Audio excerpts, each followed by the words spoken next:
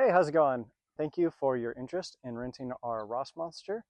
We're gonna go through some of the systems, help you become a little bit more familiar with it. So if you do take it out on your trip, you'll have more fun and be more familiar with everything that is involved.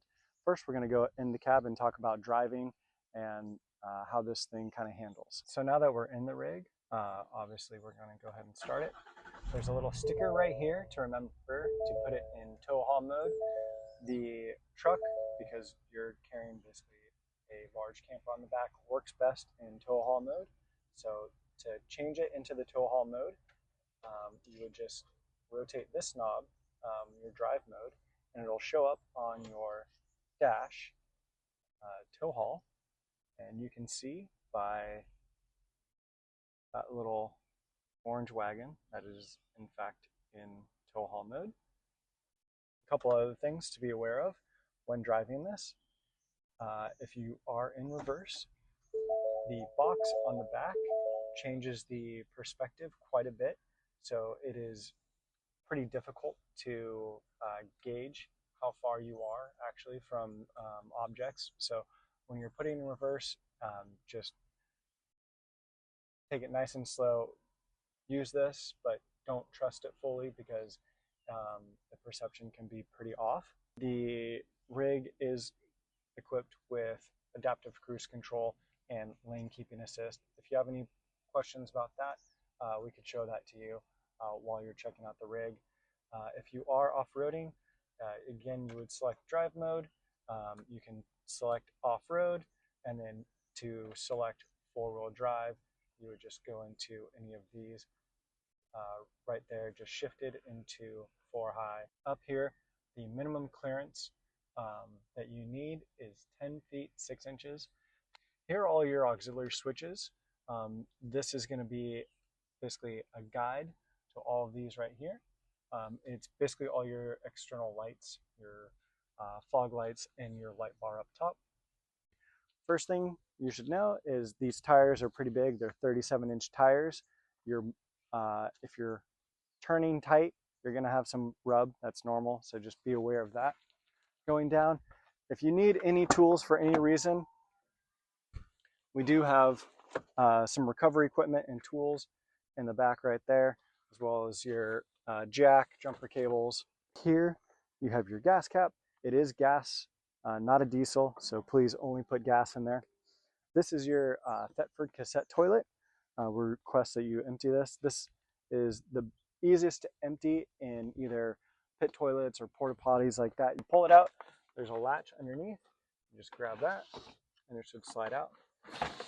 One thing I should mention is that before you do this, you want to cycle the toilet inside, make sure there's no standing water in there, so it doesn't leak out on you when you do that. To empty this, you simply would unscrew this cap, set that down, and then as you dump this, press this relief valve and then dump it out. Put the cap back on and then just slide it back into its place.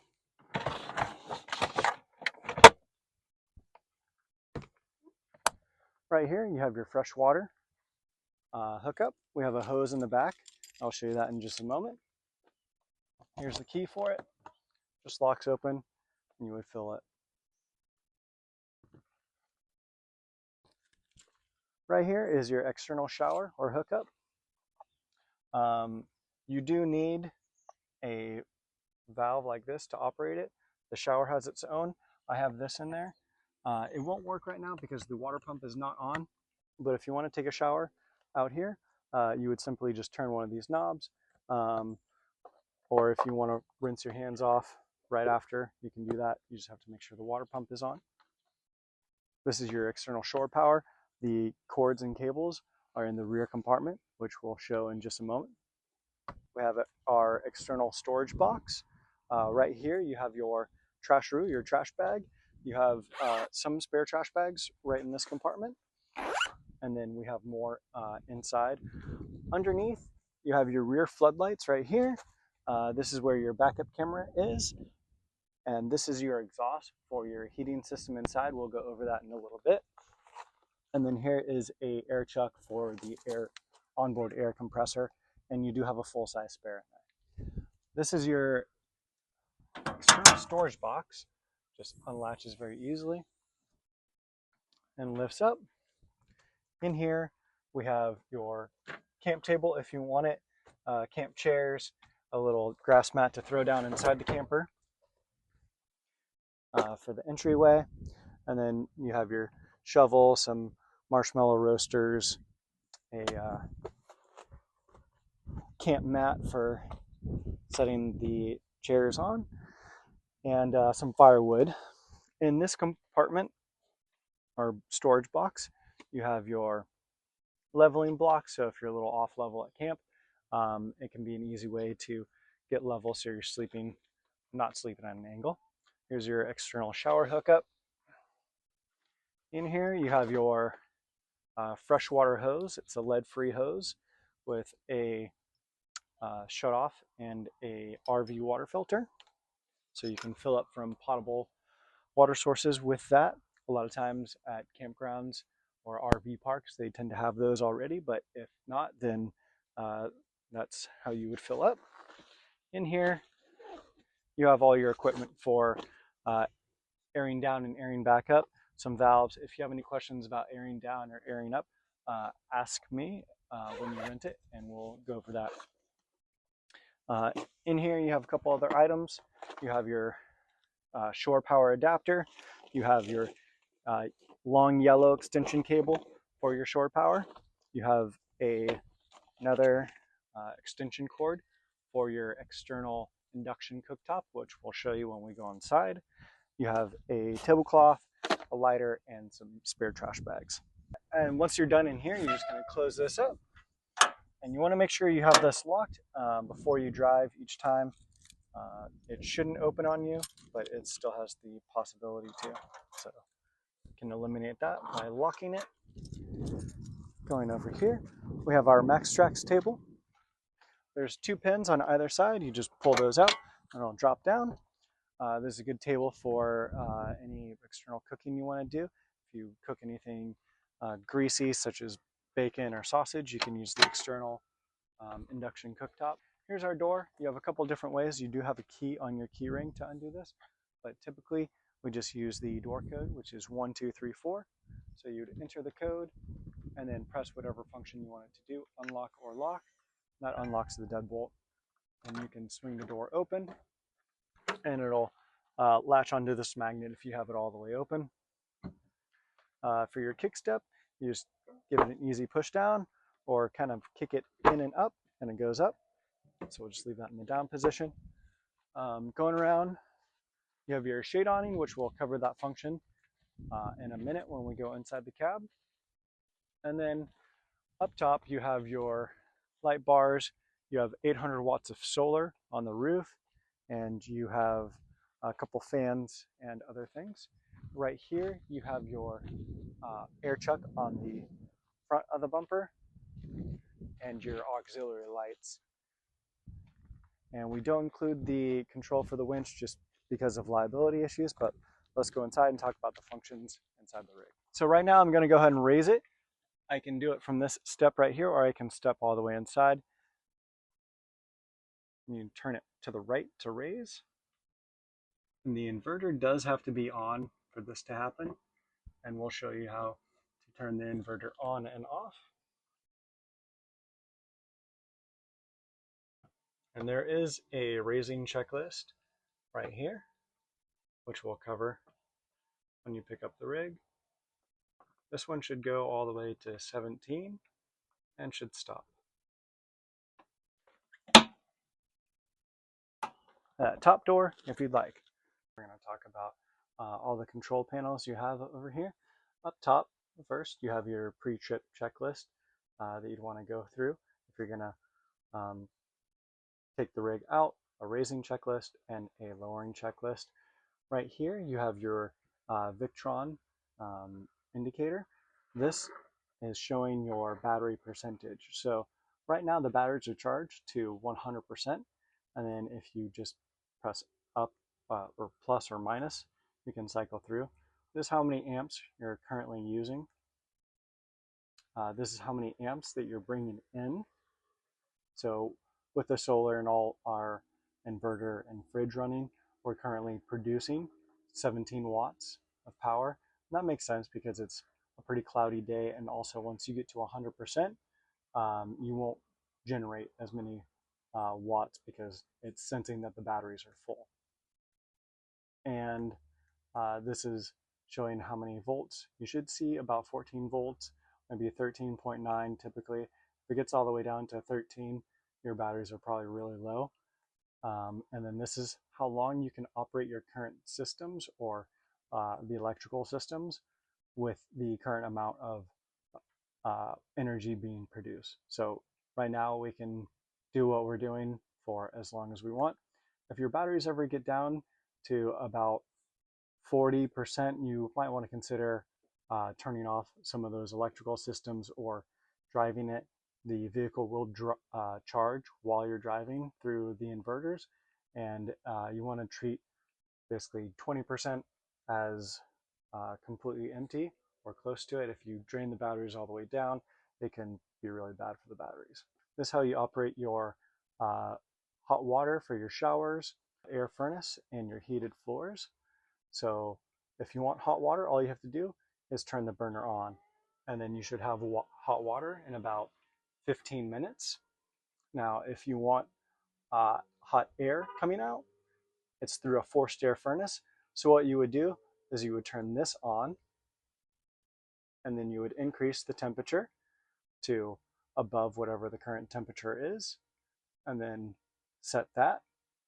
And then pretty soon you'll start seeing, or feeling, I should say, airflow from this port and also this port right here next to the shower. Heated floors turned on. They typically take a little bit longer.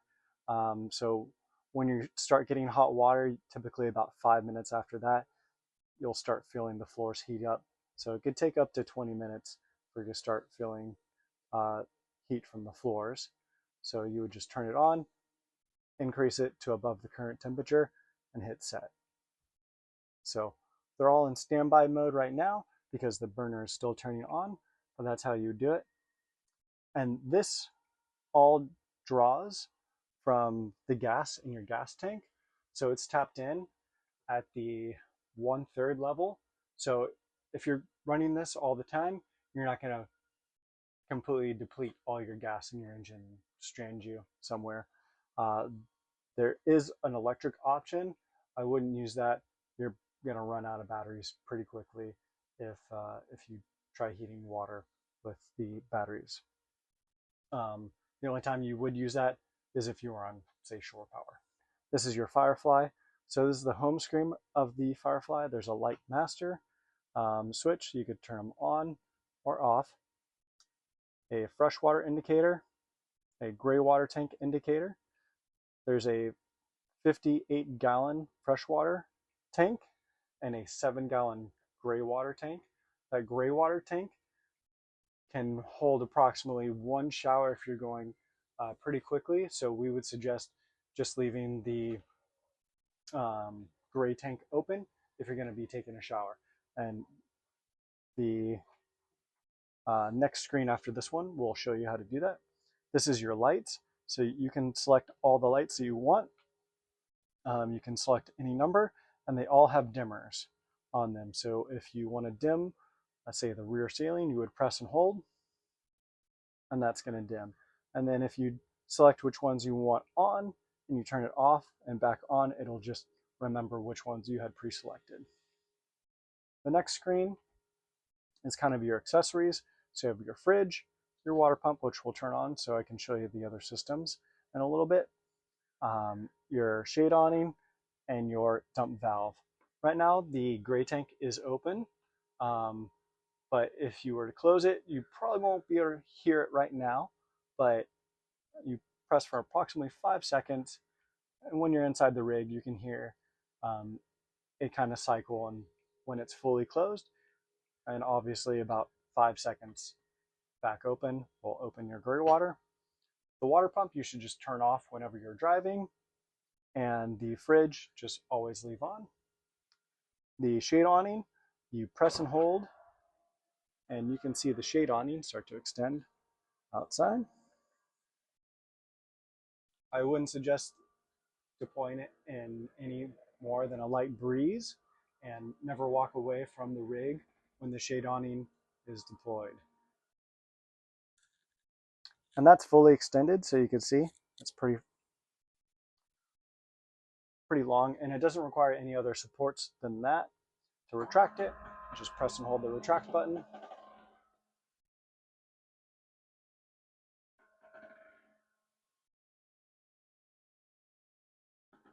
I'll watch it and listen. Sometimes maybe small sticks or branches can get up there. If they are, you want to catch that as early as possible because that can damage the shade awning itself. Moving on to the kitchen area, you have your paper stone top that comes up to extend your counter space. If you want to lower this, it's kind of two latches on the bottom, and you have to hit them kind of at the same time to lower them. Over here, you have your induction cooktop.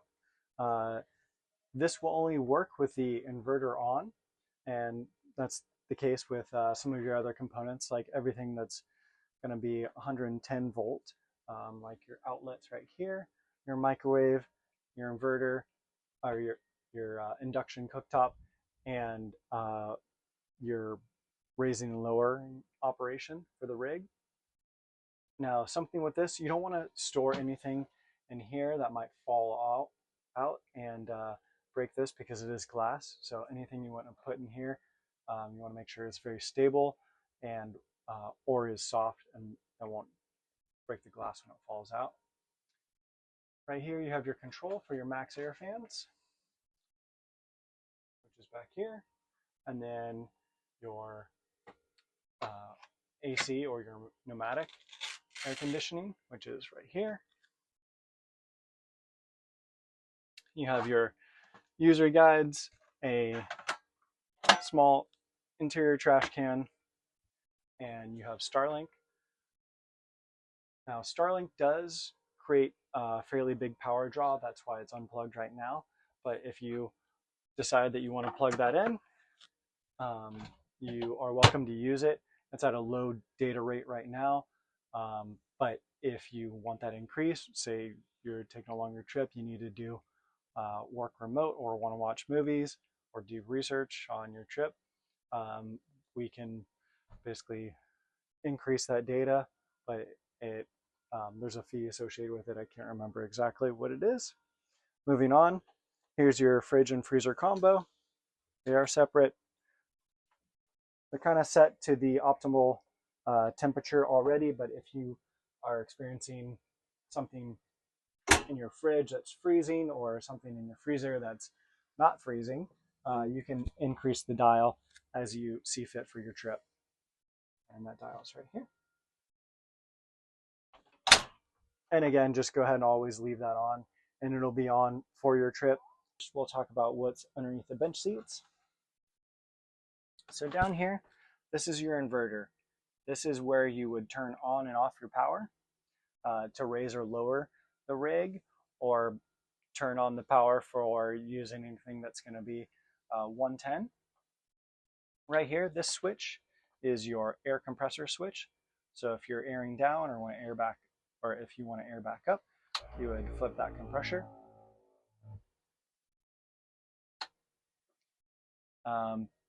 Battery heat, that's for operating in really cold conditions. Your batteries won't take a charge if they get below a certain temperature. So if that's the case, you could flip that on. But typically you're not going to see that. And you can turn that on to, you can heat the batteries with the batteries, or you can use engine heat. If you're ever in that situation, I would suggest using engine heat to do that. Underneath this bench,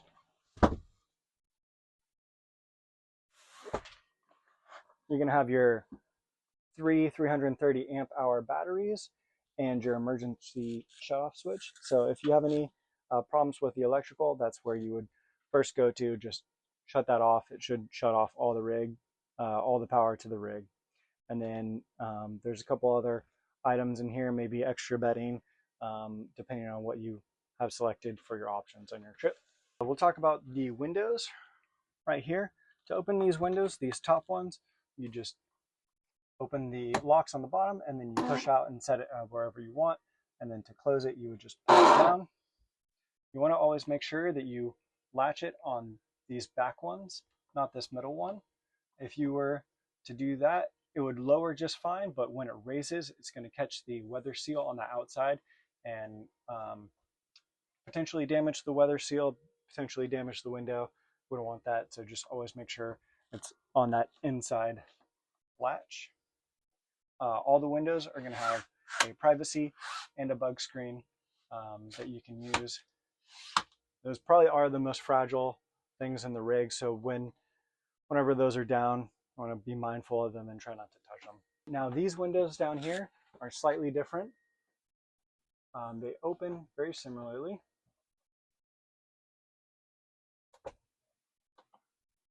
But the difference is these will latch and they will prevent you from closing them so until you push back out. So to lower, you would actually push out and then it would just fall back. You don't want to pull on these windows because you might damage that system.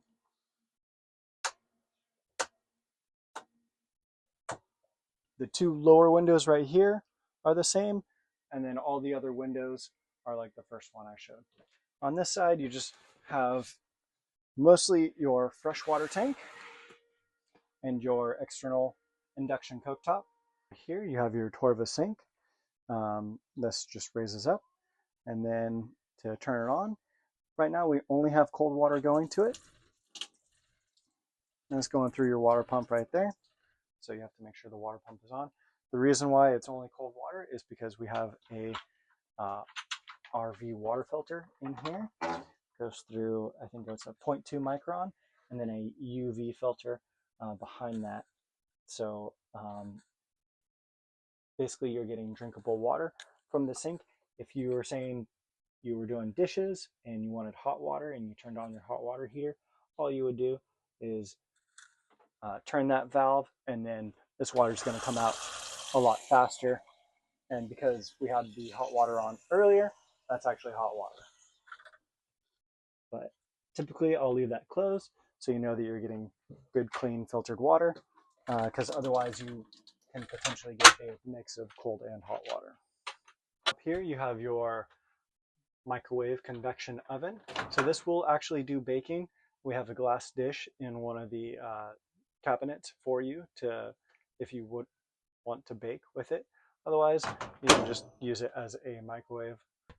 This one is empty, as well as this one. And back here, you just have some cleaning supplies, some basic toiletries, a metal dish for baking, some aluminum foil, vacuum, and string lights. And whatever you want to take or not take on your trip is up to you. We can take out any of this if you think you might need the space. In here you have some towels, a couple dishcloths, and then some cookware for your induction cooktop. In this cabinet you have your cutlery, a cutting board, some utensils, and a couple kitchen staples, salt, pepper, olive oil, and then your supplies for making pour over coffee. And then this one is another empty one. Really fast, I'll talk about the Max Air fans. So you press the power button, it just will turn it on. And then plus or minus for how intense you want the fan. You can set this so it comes on at a specific temperature. I don't typically do that. I just usually leave it on or off, and you can have the air flow in or out of that fan. It's directional. And then right here for the AC, this is actually a 6-volt AC unit, so you do not need the inverter on for this. Typically to save power at night, we'll turn off the inverter, but it's nice if it's a warm night. This will still operate and cool you off during the night. And you can go through the different modes, fan speeds, set the temperature, and then select whatever mode you want. Typically, I'll just do AC. In here, you have your full wet bath. So you have your Thetford toilet. So how this operates is that is currently open. Your water pump will have to be on for this to work, but you go ahead and do your business. Open this whenever you're done, and then flush it as so. Open, close, and then if you need it, there is a vent and a light right here. So there's a thumb latch. You just depress that in and push it up. That'll open it. That button turns on the fan, and this button is for your light. Here's your shower head. You have two ways of operating it. At the handle, and then this just selects your different stream. And then right here, of course, your water pump will need to be on for that to happen.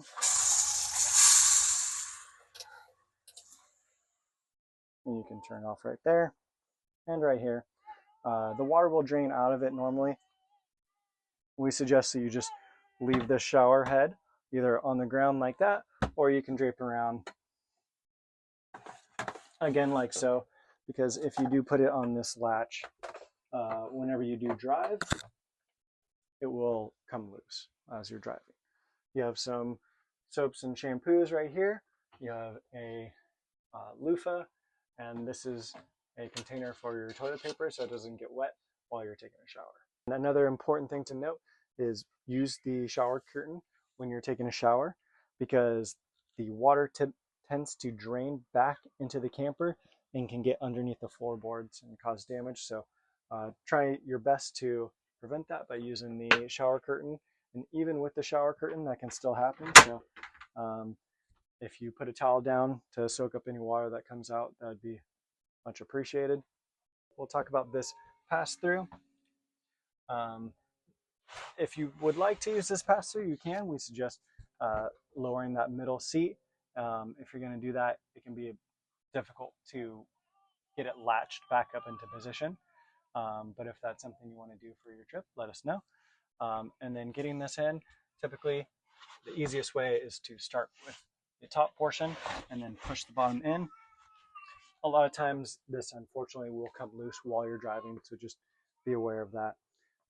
Your ladder to get up and out of your bed, if you want to use it, you can set this in like so, or you can just leave it as an aid to climb in. There's 4 points that need to be latched, and right next to the ladder is your fire extinguisher. There's 2 cubbies that go into the camper. You can store clothes right there. Just be aware that if you do store anything up there, it can be kind of difficult to get to. If the rig is down, you'd have to raise it back up to get into those cubbies. And if you're doing anything near mud or anything like that, you might not want to climb up over the bed to get what you want. So over here, you have 2 reading lights, and they have USBs on the back of them that operate on 6 volt. And then right here, you have 2 of these fans. It can get warm up there sometimes, so there's these USB powered fans, and a little charging cable, and then a 110 volt also right there. Right here you have your skylight. This is kind of difficult to see sometimes, but there's a thumb latch right here and a bar. You would just pull that bar open, and that's all the way open. You can also lock it into position right here. And then there's another detent, and you can actually lock those into position, but typically I don't.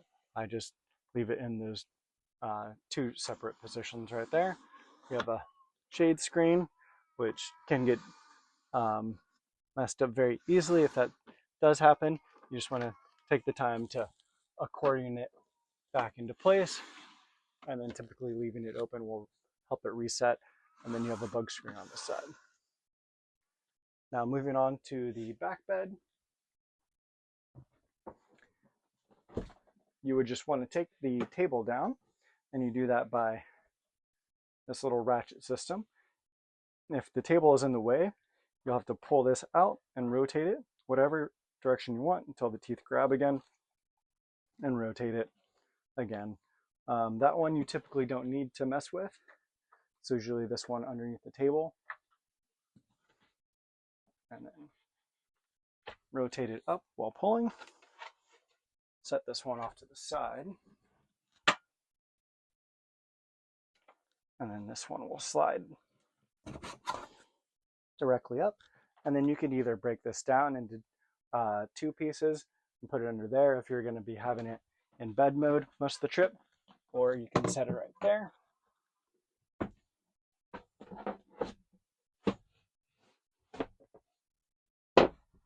Rest right there. And you would then take these cushions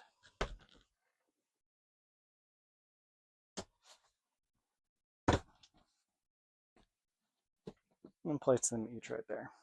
Okay, so now we're going to go ahead and go through the lowering process. First thing you want to do is refer to your lowering checklist. It says turn on the inverter. So the inverter, again, is over here. And you just want to make sure that's in the on position. And you see that by the green light. Next, you want to make sure all your windows are fully closed, which they are. Close all fans, vents, and skylights. Go ahead and make sure that one's closed. This one, and your back skylight right here. Make sure that bar is all the way locked and latched. Clear items off the bed. You want to look for anything above this edge right here. That's going to be where it comes down. You want to make sure that no pillows, say you're going to be going in right here, especially if this is closed. I suggest that you keep it open. Clear all items off the countertop. This comes down to approximately 1, maybe 2 inches.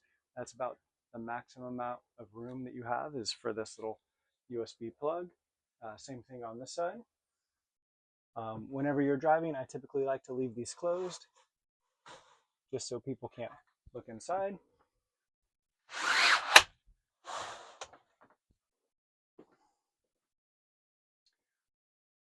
And then close the top portion of the door. So you would close this right here.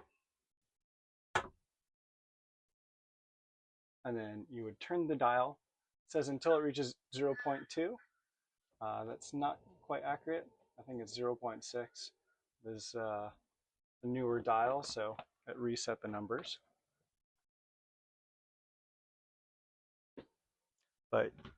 And as you're lowering it, you just want to look around and listen for anything that seems out of the ordinary. If anything seems out of the ordinary, just go ahead and stop, take a look, and then make sure everything's clear before you proceed. And it'll come to a portion where it slows and then keeps lowering, and then it'll settle.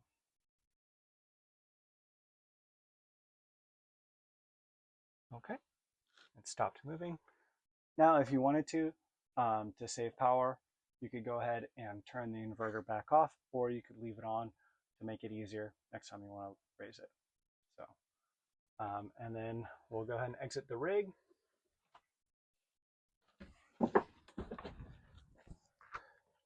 And lastly, you will just want to make sure that this door is dead bolted before you drive. I've left it undead bolted and driven off with it before, and the door has come open. Prevent that just by making sure this deadbolt's locked every time. If you have any questions, do not hesitate to reach out any time of night, doesn't matter. And we hope you have a fun trip, and anything that we can do to make it more enjoyable, we will.